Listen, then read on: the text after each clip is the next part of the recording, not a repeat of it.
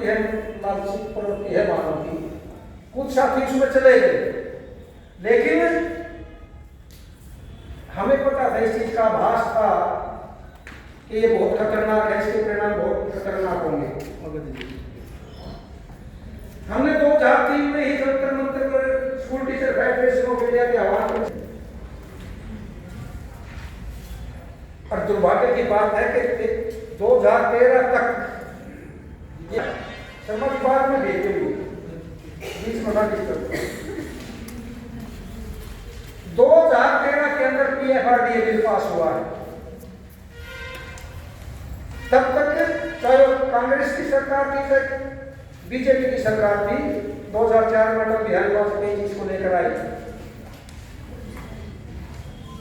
हमने इसका विरोध किया तो उसमें एनपीएस का कोई साथी था ही नहीं, और ओल्ड पेंशन स्कीम वाले साथी को बोले यार ये हमारा काम है विरोध करना सरकार का, ऐसा कुछ नहीं होना चाहिए।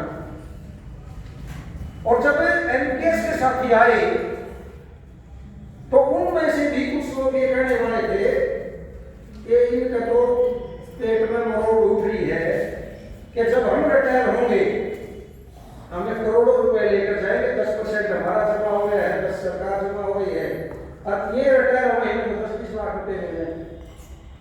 शुरू में साथी की ये सोच थी, लेकिन जब MITC इत्यादि के साथी रिटायर हुए और बुढ़ापा पेंशन से भी कम उनकी पेंशन बढ़ी, लेकिन उस समय बागडोर हाथ से जा चुकी थी। 2013 में कांग्रेस और बीजेपी ने मिलकर PFRDA बिल पास कर दिया। उसी तरह जैसे साजबाज 2003 के अंदर एनपीएस में दिखाए गए थे, उसी तरह की अब आप लोगों के बीच में काली शिक्षा नीति आ गई। कोरोना की आड़ में 3 कृषि के काले कानून, जिसके द्वारा वो देश के अनाज को तिजोरियों में बंद कर देना चाहते थे, उसी तरह इस काली शिक्षा नीति के तहत देश की शिक्षा को उच्च वर्ग के लोगों के लिए तिजोरी में बंद करने की पूरी प्लानिंग की। केंद्र सरकार कह रही है कि 2020 तक हम ये शिक्षा नीति लागू कर देंगे, लेकिन दुर्भाग्य की बात है कि हमारे मुख्यमंत्री ये कह रहे हैं कि 2025 तक में काली शिक्षा नीति को लागू कर देंगे, और उस शिक्षा नीति को लागू करने के लिए उन्होंने कठोर कदम भी अपनाने शुरू कर दिए। ट्रांसफर ड्राइव पहले भी थे, पीके दास जी ने ट्रांसफर ड्राइव नहीं था। और आप लोगों को ये भी बता दूं, ये ट्रांसफर ड्राइव ऑनलाइन नहीं था, ये टोटली मैनुअली था। शंभू कुमार ने बैठकी ने महावीर पोखरा को शायद आप जानते हो, आपके जिले में काम करके गए, यहाँ के जिला प्रधान भी रहे हैं, उसका सगा था शंभू कुमार। जब उससे बातचीत हुई तो ये बात क्लियर हो गई थी, एक को चुन के स्टेशन दिए गए थे मैनुअली। पोस्टों को कैट करना, पोस्टों को खत्म करना, स्कूलों को मर्ज करना, ये सारा खेल इस काली शिक्षा नीति का था। इस काली शिक्षा नीति के तहत पोस्टों को कैसे खत्म किया जाए, पहला खेल लोगों 8वीं तक का लड़कियों को स्कूल बचा है, सारे मर्ज कर दिए।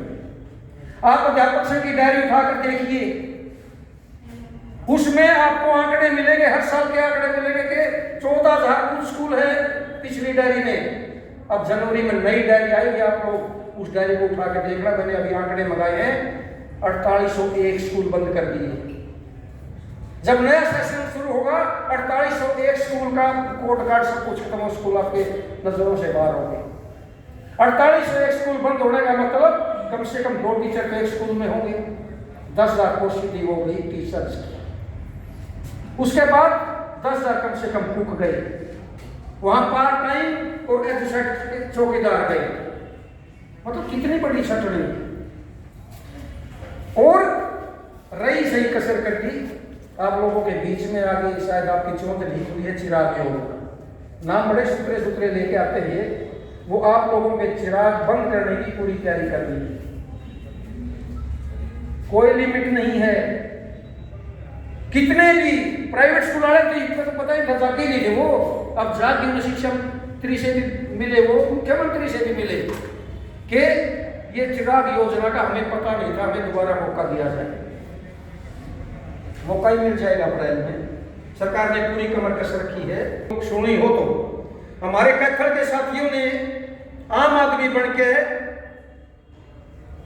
जो अडानी ग्रुप के लोग थे जो सर्वे करवा रहे थे, उनसे बातचीत हुई और उस बातचीत में ये क्लियर है कि पूरी तैयारी कर रखी है सरकार ने अडानी को सौंपने की। हमने पीछे एमएलए को ज्ञापन दिए थे। रोहतक के अंदर अध्यापक संघ की राज्य कार्यकारिणी की मीटिंग थी, तो मैंने भूपेंद्र सिंह हुड्डा से और बलराज कुंडू से फोन पे बात की। रोहतक में आए हुए हैं कि वो कहाँ मिलेंगे।